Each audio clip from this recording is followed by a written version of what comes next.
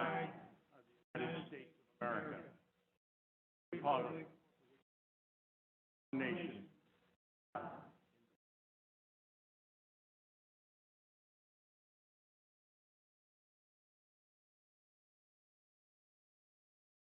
Thank you and welcome to this evening's program. Mr. Kwong, you have some housekeeping items?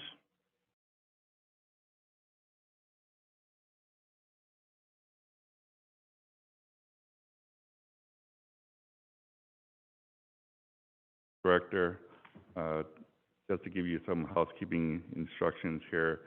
On the 6th floor, we do have the restrooms out in the corridor, and you have to keep on going east that way, and then you'll find the unlocked restrooms there. Mr. Muaj, were you going to go through the emergency evacuation procedures, or should I'll just go through it then. We do have, in case there is emergency evacuation, the procedures to exit our building, and then once outside, cross over to San Joaquin Street and Weber, and then to cross over to the other side towards the courthouse, and we'll meet near the shaded seating area by the corner of San Joaquin and Weber. And then county staff will always help you out as well. And if you need any help, just let us know. And then to the extent we don't have vending machines on this floor, if you need to grab a bite to eat or something, you still do need to go back down to the 4th floor to get a bite to eat. We do have also, in addition to that, I wanted to also mention that if we do get any chat from the chat instruction from the Zoom, well, these comments will be included in terms of being monitored and recorded. So we're going to be asking that all those chat comments refrain from any kind of personal attacks and offensive language, and any kind of inappropriate behavior will be grounds for ejection from the meeting. I just want to make sure that the viewing public is aware of that, Chair. And with those comments, I will send it back to you. Thank you. Thank you very much. If we can have the District Attorney's Office, please come up and provide us with detailed information. Good evening, Zoe Merrill, Deputy County Counsel. I've been asked to remind everyone in the meeting about the structure, and that's that the members will be sitting on the dais. The meeting will be conducted through the members, but alternate committee members, pursuant to Section 9 of the Rules of Procedure, alternate committee members may not participate in committee discussions, express their favor or disfavor for all items before the committee, be assigned to a committee, make motions, or otherwise really participate unless they are sitting in for a district member either due to the vacation of that seat or alternatively due to their absence. If you have any questions tonight, I'm happy to help. Questions? Any questions online? Thank you very much. Of course, thank you. Appreciate it. Okay, Sonia, want to do the roll call, please? Present. Present. Present. Bob Mooney, Present. James Gren, Present. Present. Present.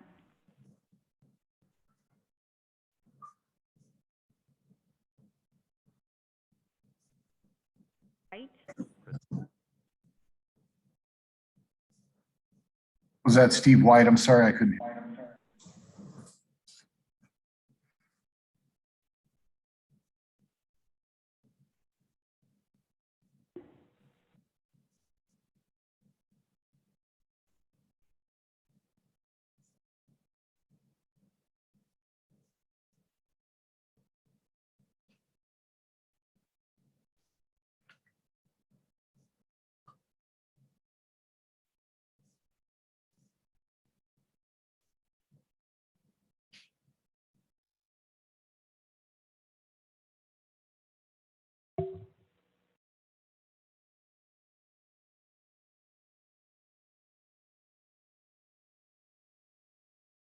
Does that conclude the roll call? yes, Thank you very much. Okay, we'll move on to item 3, which is the action item for this evening for the amended minutes from the June 30th meeting, and training session 1, and the action item minutes from the 7/28 meeting. That's training session number 3. Are there any questions, amendments, deletions to the minutes? Motion for approval. It's been properly moved and seconded. Did you get the mover and the second? To move on the item, all in favor signify by saying aye. Aye. Opposed, same sign. Motion carries. We'll now move on to item 4, any additions or deletions to tonight's agenda?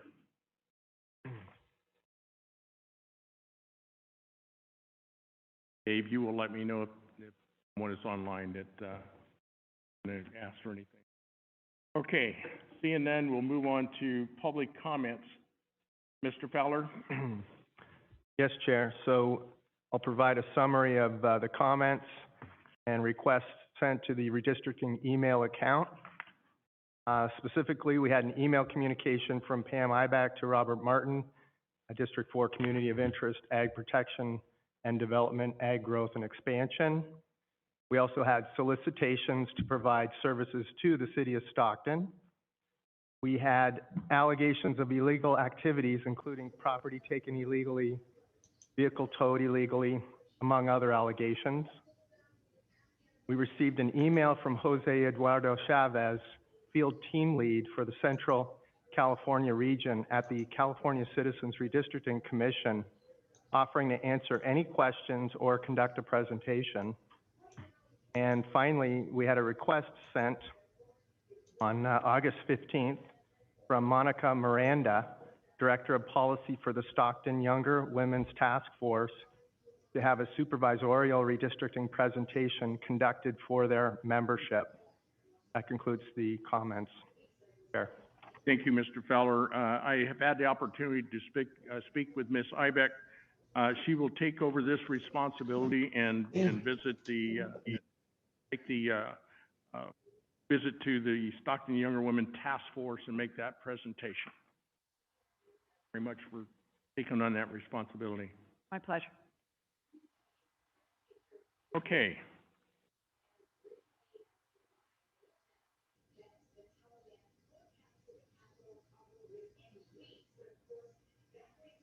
Okay. We are very pleased this evening to have with us Mr. Tom Patty. Mr. Patty is the chairman of the San Joaquin Board of Supervisors. He represents District 3. I am asking that he come forward and make a few comments to the board, the commission. Welcome, Mr. Patty. Mr. Mayor, how are you, sir? I'm doing well, thank you. Where would I best sit if I'm going to make any, just am I talking to you, or we got Zoom, or where am I best located? There and here? Well, listen, the only thing I'm going to say, I'm here to spend just a couple of minutes. You guys all have some very important business to do, and I just want to recognize and appreciate every one of you for your volunteer. This is going to be a labor of love, but as every one of us know, most important thing, and we pay attention to what's happening in Washington, and we have a lot of emotions of who the leader of this country is, but we all have responsibilities as leaders in our community, and there's no election more important than our local elections. That's what's going to happen with the local decisions on who's in your school board, who's in your chambers of commerce, who's going to be part of your city council, who's going to be board of supervisors. So these local elections matter a great deal, and you guys have a wonderful opportunity and a responsibility to listen to constituents and look at how we're going to represent this great county of ours for the next 10 years. It's a unique opportunity and really comes along on a very infrequent basis. But I really want to tell you, I appreciate. I've been running around. Pardon, I'm not dressed appropriately, but I'm running around between running a business and being a father and supervisor. I just wanted to have a couple of minutes come on in and thank everyone here for their participation and how monumental and very important and how valued your time is. So thank you all and appreciate it. Thank you. Thank you, Mr. Patty. Certainly appreciate the words of wisdom and keep up the good work. Okay, we will now continue on with any public comments. Is there anyone here in the room that wishes to comment to the commission?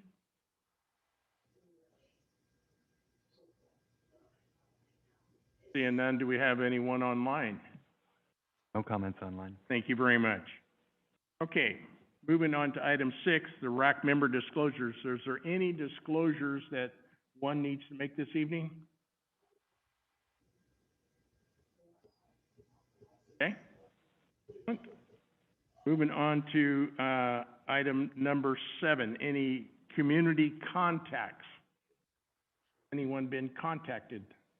Any presentations, any comments of that nature?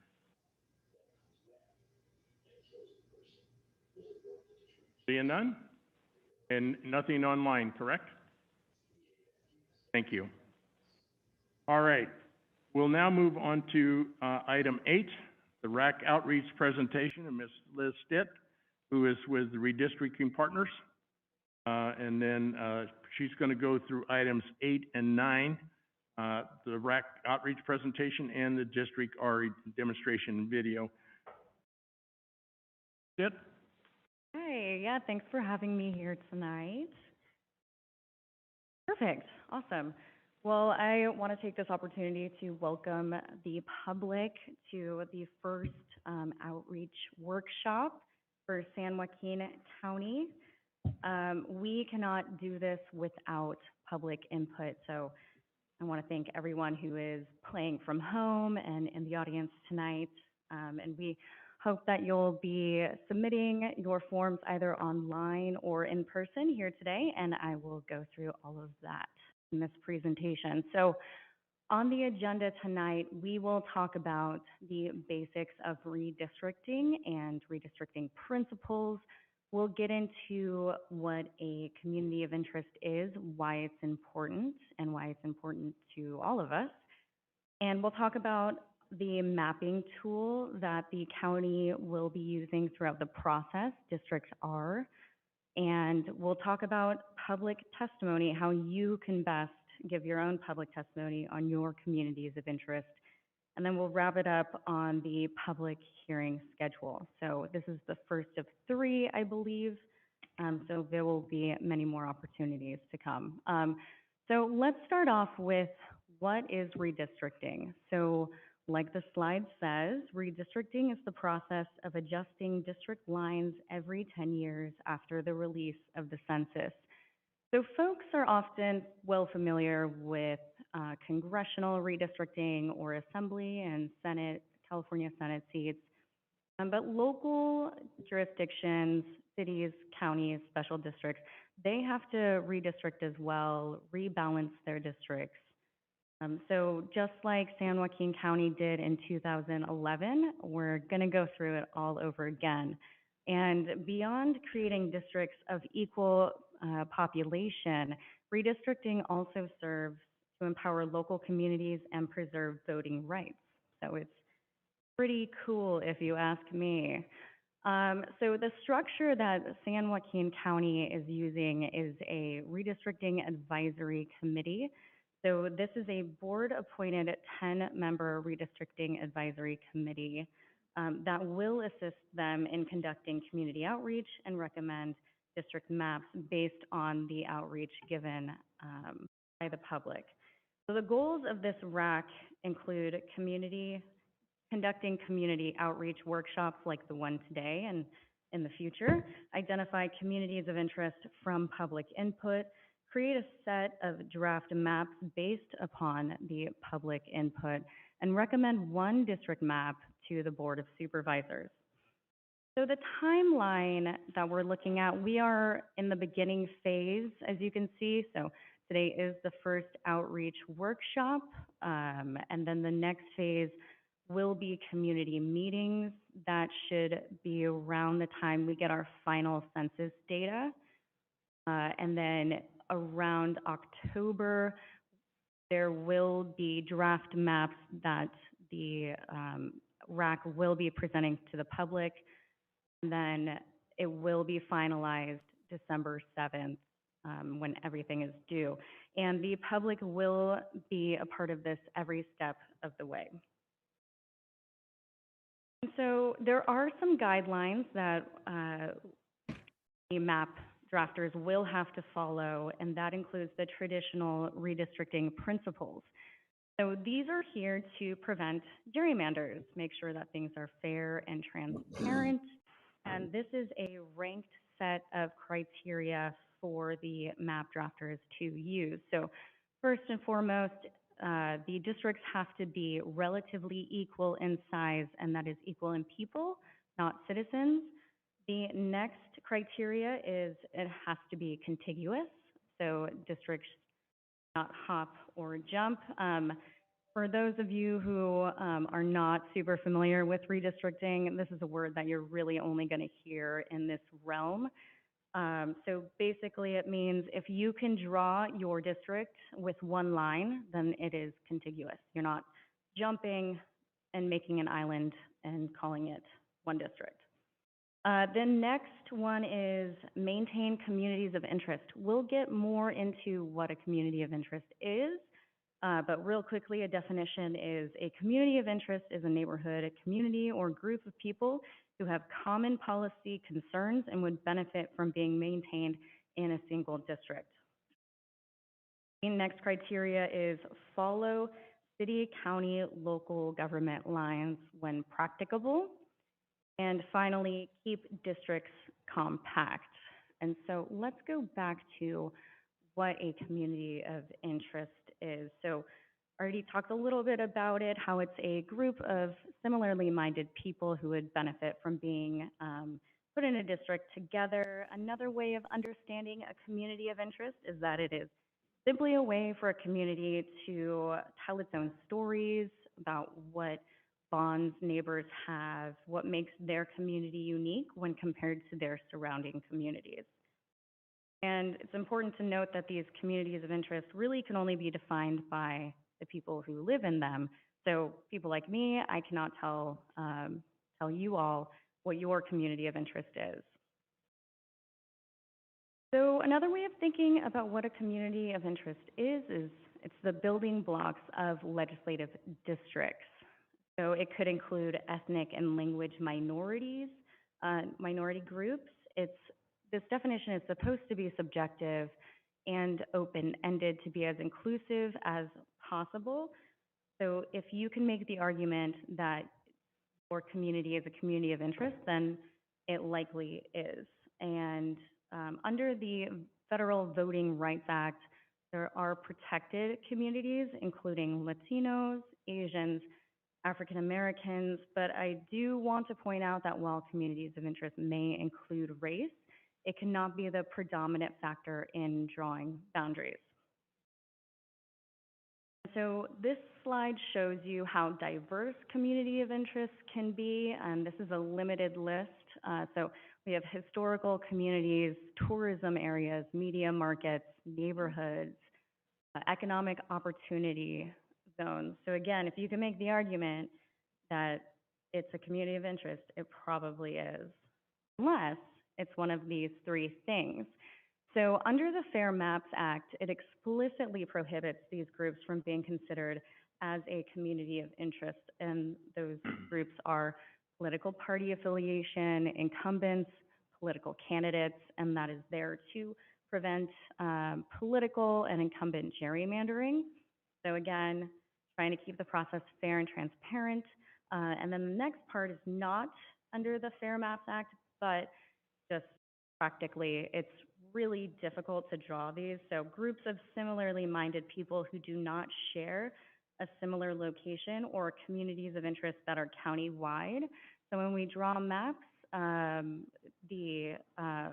we're supposed to be protecting communities of interest. If a community of interest is like 80% of the area, then that doesn't necessarily help the map drawers as much. So in the next slide, our chair is actually going to be presenting some examples. But before we go through that, I do want to present 3 questions for you all to think about when we go through those examples and to think about your own communities of interest. So the first critical question is, does the community have a shared culture, characteristic, or bond? So especially when it comes to culture, shared bonds, personal stories are very powerful. I've been hearing a lot of people give testimonies about how their communities have come together during COVID-19. So that's just one example. But you can describe how your community comes together for celebrations. Is there an annual event that goes on in your neighborhood, et cetera?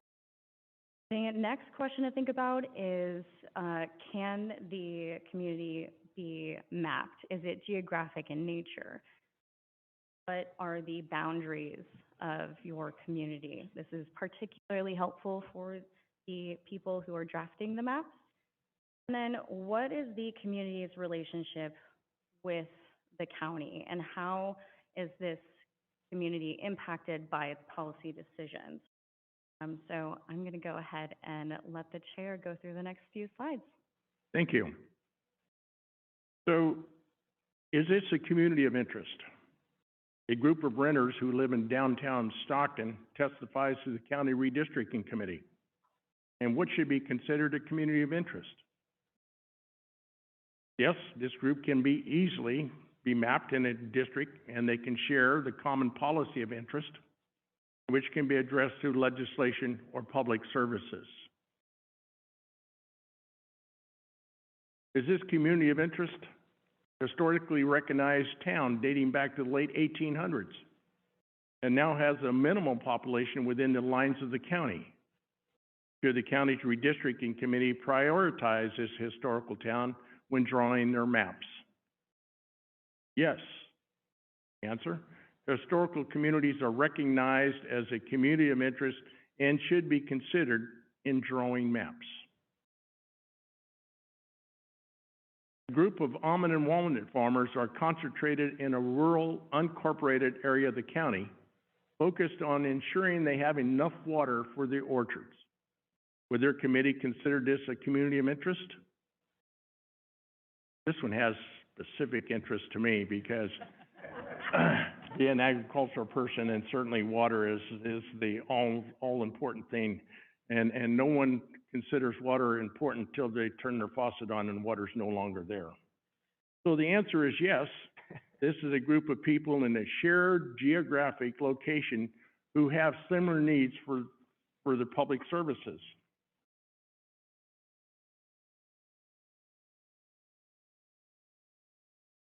A statewide group of people who are fans of the Giant testifies to the local redistricting committee. Is this a community of interest? The answer is no. It is important that a community of interest is distinct enough to draw the maps. This group overlaps throughout the entire state and is unlikely that it's a governing agency that has or says anything over these issues.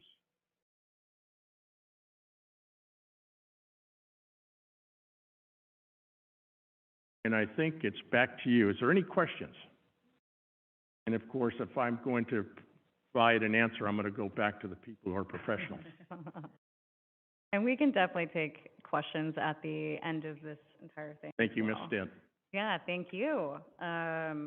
So let's get into how you can, the members of the public, can submit your own testimony to be considered while the maps are being drafted. So the first one is the Community of Interest forms, and you can find that on the website. I will have the website URL at the end of this presentation. But on the website, you'll be able to fill out a form called the Community of Interest form, where it will ask you pretty in-depth questions to help the map drawers draft a community for you, or know where your community is. So the next one is map submission. So there are two different types of maps that we are hoping to get from the public, and that includes community of interest maps and district plans based on the 2020 data. So we just had the legacy file released, but the final data won't be available until mid-September, probably September 23rd. So we're hoping to get community of interest maps now, and then once the final data is released, then we will get district plans. And we'll be using the District R program.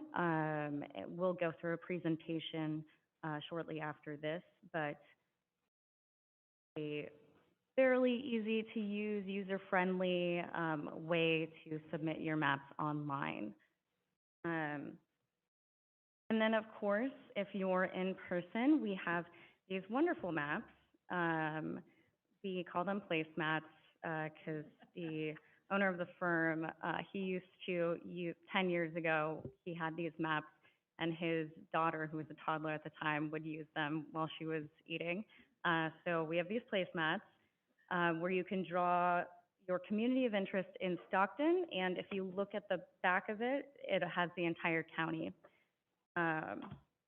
So we would love for folks to fill that out if you're here.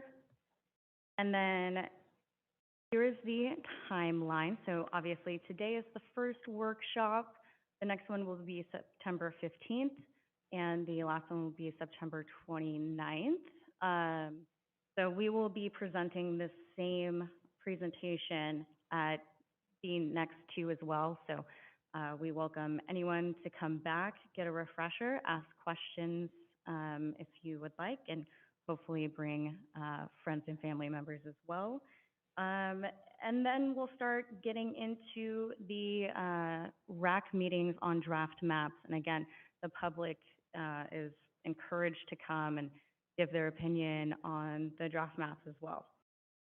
And everyone is invited to visit the website. All of this information should be up there. So the COI form, the District R should be linked up there pretty soon. The agenda, all of it should be on this website. So that, I'm happy to take any questions. Do we have any questions? Yes, Mr. Mooney. Yeah, the District R program is San Joaquin County live on it yet? I didn't see it this morning when I was looking at it, but I would have to check in with Chris Chiefy. He should have more information on that. You guys get the link? Yeah, I've gone to the link several times and it wasn't on there. I haven't, not in the last couple of days. I just kind of curious when they're going to go live with San Joaquin County. We're nearly there. Okay, excellent. Anyone else? Seeing none? Oh. And then, so actually, I'll let you handle. Well, the next item is the District R demonstration in the video. So, Going to handle that? hopefully Paul Mitchell is on. I am on. There's no Wi-Fi in this room, so he will be handling that online. Liz, Have can they Mr. hear me? Mitchell. 9 and 10, correct? Mitchell? Yes, I didn't know if you guys could hear Yes, me. we can hear you. Yes, sir, we can. Great, thanks. Well, I really enjoyed listening to Liz's presentation, so thank you, Liz, for giving a great presentation. I'm going to go ahead and demonstrate the Districtor tool utilizing their statewide implementation. We are still getting it set up for you, and it's actually going to be, it should be set up in just the next couple days. And then share my screen. Somebody else's. There's somebody's phone was taking over there.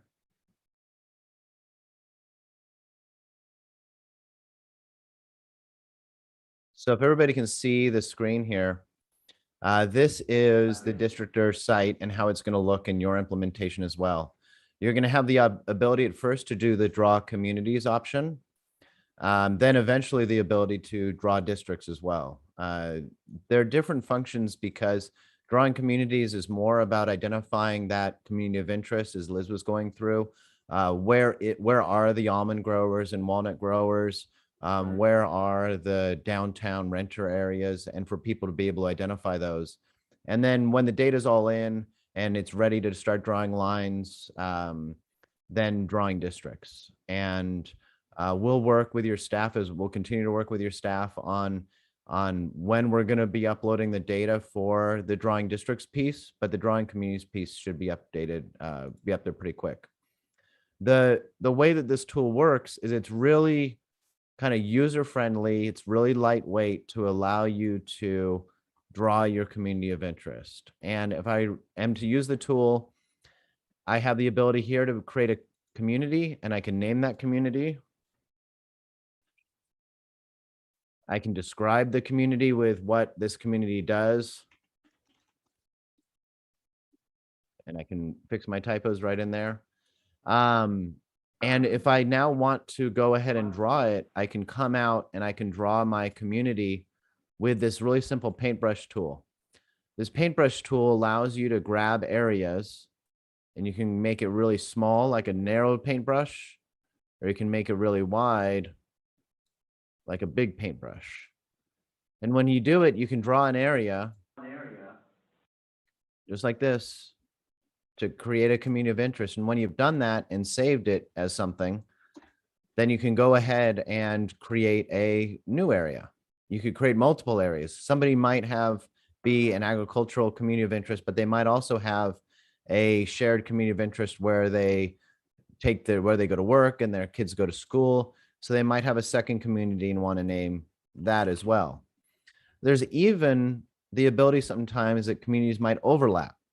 You might have your working agricultural community, your school and work community.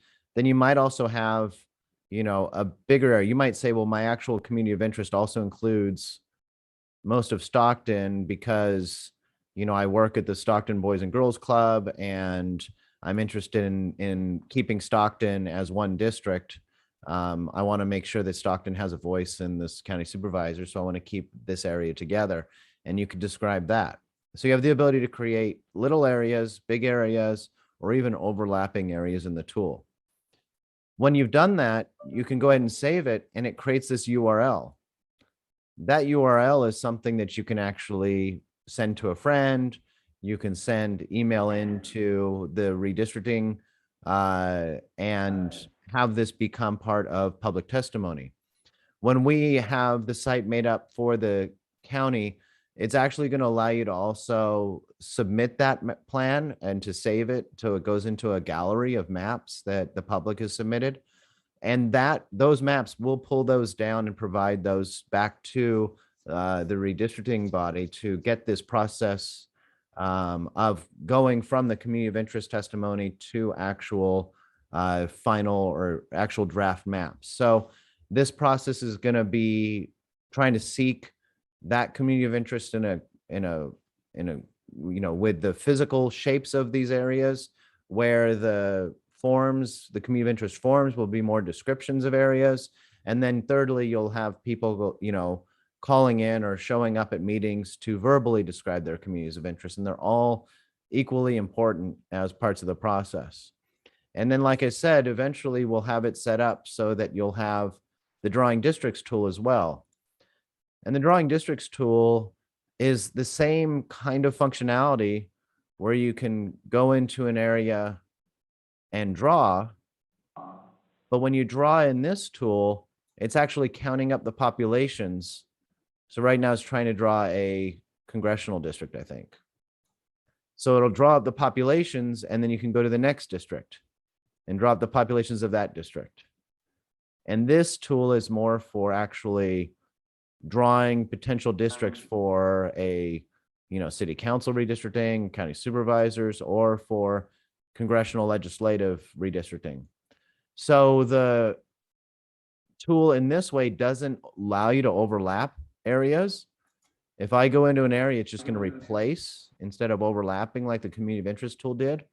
And it'll allow you to see these population totals so you can see when a district's too big and you need to erase some of it and make it smaller.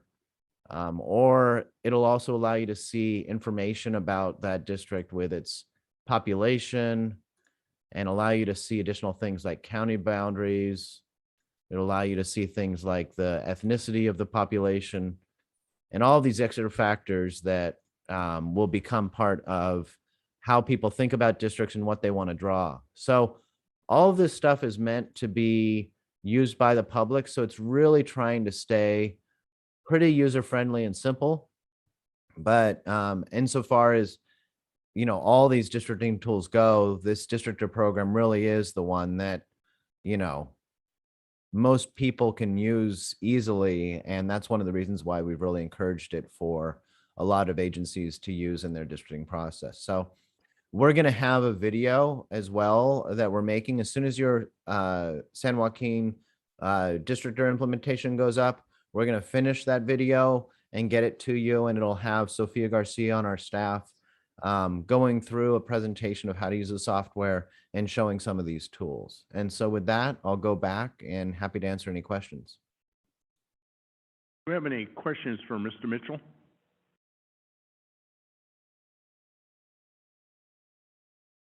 On this end, it appears that we have no questions. Do we, anything online? Mr. Mitchell, thank you very much for your presentation. Very informative, and I think as the process begins to move forward, we're going to see some very exciting things. It's a very tedious process that we must go through in order to get where we need to be, and so it's just at the end of the day, we're not that far from it. So thank you again. You want to move on to the next item, the legacy data?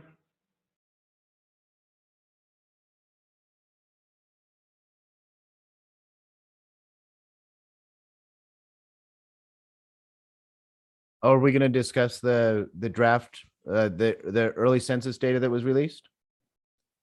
Yes, that's what we're talking about. Great. I'm happy to talk about it. Did you each get the memos? And the memo being, Let me see. Let me go ahead and I'll bring up the data that we've got. So the census released data on the 12th. This is the legacy file. It's a release of the population statewide and put into each of the census blocks. So that data then gets built up so that we can utilize in the redistricting process. There's a parallel process that's going to happen with the state. The statewide database run by UC Berkeley is going to be taking that data and making adjustments to it so that we can actually use it in the redistricting process. Based on a state law that goes back to 2012, the state is required to adjust prison population. So instead of using the raw census data, which we have access to now, they're going to be adjusting it to take population out of state prison facilities and redistributing that state prison population around the state. It's going to be really only about 115,000 people that will be reallocated through this process. Of those 115,000 people, the expectation is that about 90,000 of those people will actually be identified as having been previously residing somewhere in the county, and that when that happens, that population will be either put into their actual homes or like into the census blocks where they used to live, or that it'll be distributed throughout the county, or if they have a city, distributed throughout the city. So we have worked with the county staff to look at the existing lines and the census data, and we'll be providing you with more information as we get through this process. And I think Dave Bollinger will, in the future, one of your business meetings, have a presentation where he's going to dive into some of the real detailed work of this. But just so that you kind of get a sense of how this works, the last redistricting, the county, the total deviation of all its districts, meaning the largest district and the smallest district, was right around a 6% total deviation. There was one district that was roughly 3% underpopulated, another district that was roughly 3% overpopulated. So you had about a 6% deviation. when we look at the current population growth, and the current deviation we have going into this redistricting, that now smallest district is 8% underpopulated, and the largest district is almost 15% underpopulated. So our total deviation now is around 23%. So that's a pretty big, significant set of changes. The district that's actually grown the most is District 5. District 5 grew by 30%. So it grew from 137,000 in 2010 to an estimated 180,000 now. So that is one of the big drivers, and that's why District 5 is the one that is currently about 15% overpopulated. Another factor that we'll want to continue to keep an eye on is the racial and ethnic composition of those districts, and the potential that in this coming redistricting, you would have a new majority minority district. In 2011, it appears that the most Latino district, which was District 1, was at 40% Latino. And now that district is right around 48% Latino. And so that might create put us at an inflection point where the county will have to consider whether or not that will need to be a majority minority district in order to comply with the Federal Voting Rights Act. And we're working with your county, and we'll work with you to help answer that question now that we have some more of this data. And so at one of your business meetings, we'll go into much more detail. I don't want to take any more time, I guess, from the outreach portion, but that is something that we'll be looking at and will really help shape this redistricting process.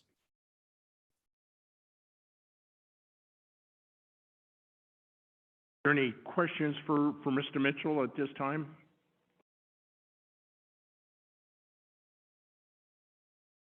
Don't see nothing up here. How about online? Nothing online.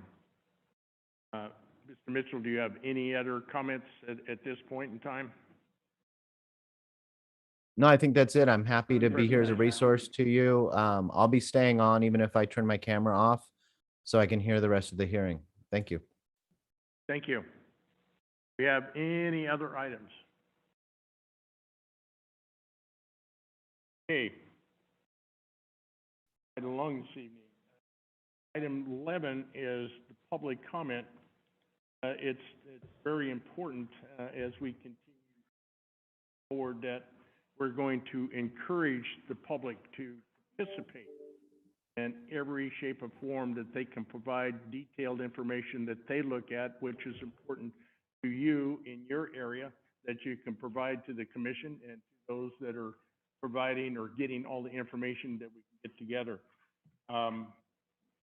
So it's very important to allow that for the importance of transparency. So at this point in time, I would like to say, is there anyone up here that has any comments? Anyone online? Anyone from the public audience that wishes to address the commission?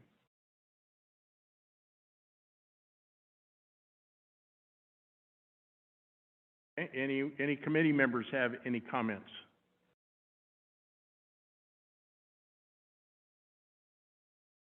Online, sir? Dave? Mr. Thank you very much. If that is the case, at this point in time, I'm going to adjourn the meeting. May I have a motion to adjourn? So moved. Second? Been properly moved and second to move and close the meeting. All in favor signify by saying aye. Aye. Aye. Opposed, same sign. Meeting closure at 6:14 p.m.